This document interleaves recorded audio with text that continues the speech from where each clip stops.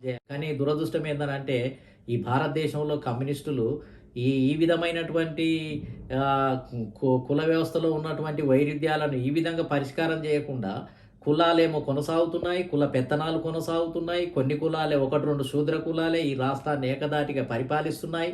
కానీ కమ్యూనిస్టులు ఏంటిది అనంటే, ధనికులు, పేద అనే పదాన్ని తీసుకొనొచ్చి, ఈ దేశంలో కుల పెత్తనాన్ని గుర్తించడానికే నిరాకరించాయి. అంటే వీళ్ళేందనంటే కామ్రేడ్స్ అనంటే ఇప్పుడు రెడ్డి ధనిక స్వాముల కామ్రేడ్సే.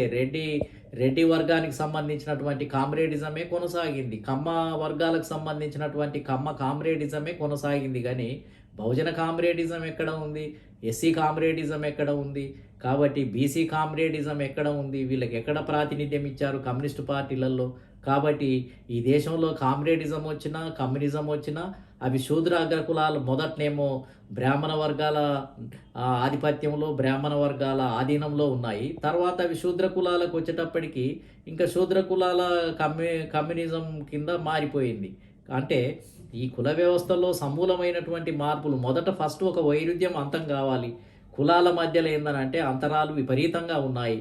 కాబట్టి ఒక కులము పెద్ద ఎత్తున ఎమ్మెల్యే, ఎంపీ స్థానాలను కబ్జా పెట్టుకొని, ముఖ్యమంత్రి పదవులన్నీ కబ్జా పెట్టుకొని పరిపాలిస్తుంటే ముందు దాన్ని ఆ వైరుధ్యాన్ని ముందు పరిష్కరించాలి.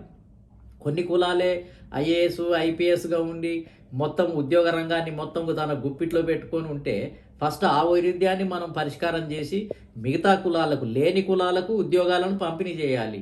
లేని గెలవని కులాలకు ఎమ్మెల్యే టికెట్లను పంపిణీ చేసి గెలిచే విధంగా ఒక కొత్త దృక్పథాన్ని మనం ప్రవేశపెట్టాలి.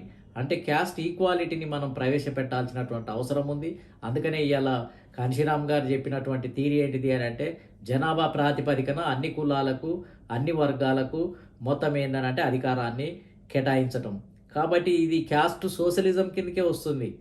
కాంశీరామ్ గారు చెప్పినటువంటి జనాభా ప్రకారం విద్య, ఉద్యోగ రంగాలు, రాజకీయ రంగాన్ని పంపిణీ చేయాలి అనే సిద్ధాంతం ఏదైతే ఉందో అది దాన్ని క్యాస్ట్ సోషలిజము అని నేను చెప్తున్నాను. క్యాస్ట్ సోషలిజం రావాలి. బహుజన హితాయ, బహుజన సుఖాయ అనే నినాదం ఏదైతే గౌతమ బుద్ధుడు ఇచ్చాడో ఆ నినాదం ఇంప్లిమెంట్ కావాలి. కానీ అట్లా కాకుండా ఇప్పుడు కొన్ని కులాల యొక్క పెత్తనానికి అడ్డుకట్ట వేయకపోతే, ఈ కులాల సమానత్వాన్ని కనుక సాధించకపోతే ఇంకా అది ఎట్లా వస్తారు? ఎట్లా ఈ సమాజంలో మార్పులు తీసుకురా అంటే బీసీ కులాలే పేదవాళ్ళు, ఎస్సీ కులాలే పేదవాళ్ళు, ఎస్టీ కులాలే పేదవాళ్ళు, ముస్లిం సమాజమే పేదవాళ్ళు. కాబట్టి అధికారం అంతా కూడా ఇవాళ ఉన్న ఎమ్మెల్యే టికెట్లు, ఎంపీ టికెట్లు మొత్తం ఏందనంటే ఈ వర్గాలకు, ముస్లిం సమాజానికి, బీసీ సమాజానికి, ఎస్సీ ఎస్టీ సమాజానికి కేటాయించాలి. వికేంద్రీకరణ, డిసెంట్రలైజేషన్ చేయాలి.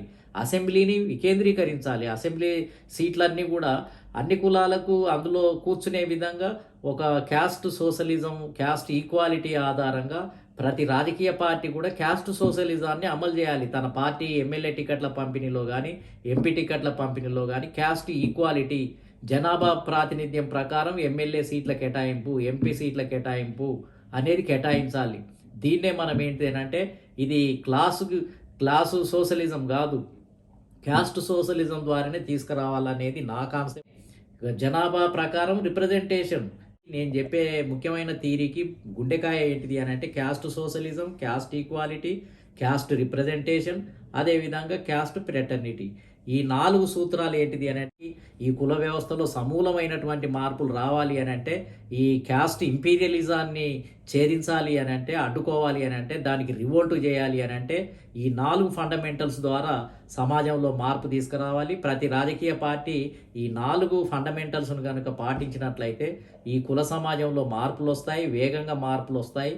అట్లా కాకుండా ఊరికనే పక్కదారులు పట్టించే విధంగా ఇప్పుడున్నటువంటి కాంగ్రెస్ కానీ, బీఆర్ఎస్ కానీ, టీడీపీ కానీ, బీజేపీ కానీ ఇవన్నీ కూడా ఏందనంటే ఏదో కొన్ని చిన్న చిన్న రాయితీలను ఇవ్వటానికి, చిన్న చిన్న మార్పులను చేయటానికి మాత్రం చేసే విధానాలు తప్ప సమూలమైనటువంటి మార్పుల కిందికి రావు.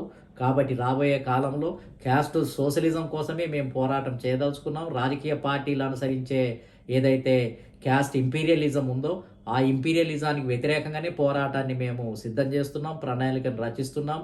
క్యాస్ట్ ఇంపీరియలిజాన్ని కొనసాగించి, క్యాస్ట్ ఆధిపత్యాన్ని కొనసాగించి, 2-3 కులాల యొక్క పెత్తనాన్నే కొనసాగించే పార్టీలకు వ్యతిరేకంగా ప్రజల్ని సమాయత్తం చేయాలనేదే మరి మా థియరీ నేనైతే ప్రధానంగా ఈ ఫండమెంటల్స్ మీదనే మరి సమీకరించాలని చెప్పి మేము అనుకుంటున్నాం. దాని మీదనే ముందుకు పోతాం. మీరు అడిగినట్టుగా మీ థియరీ ఏంటిది?